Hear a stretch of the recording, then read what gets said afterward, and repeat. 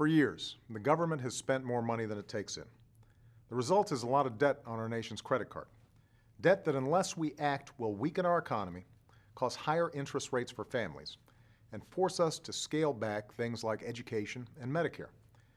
Now, folks in Washington like to blame one another for this problem, but the truth is neither party is blameless, and both parties have a responsibility to do something about it.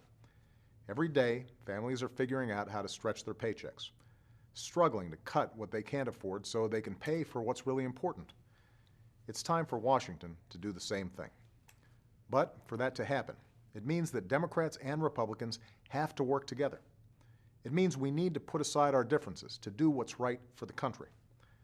Everyone is going to have to be willing to compromise. Otherwise, we'll never get anything done. That's why we need a balanced approach to cutting the deficit.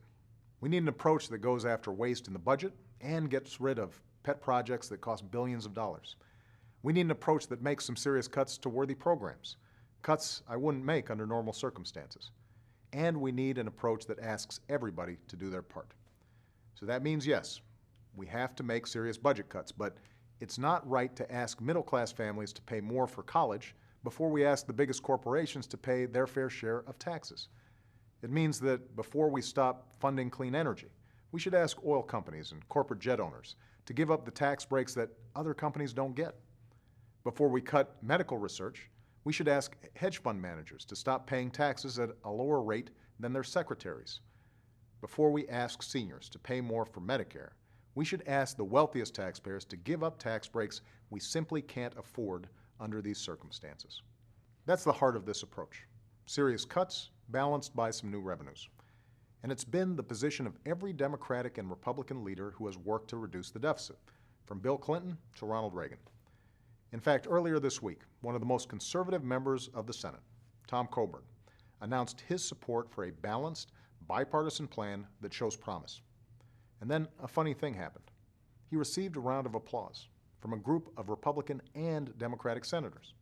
That's a rare event in Washington. So there will be plenty of haggling over the details in the days ahead. But this debate boils down to a simple choice. We can come together for the good of the country and reach a compromise. We can strengthen our economy and leave for our children a more secure future. Or we can issue insults and demands and ultimatums at each other, withdraw to our partisan corners, and achieve nothing. Well, we know the right thing to do, and we know what the American people expect us to do.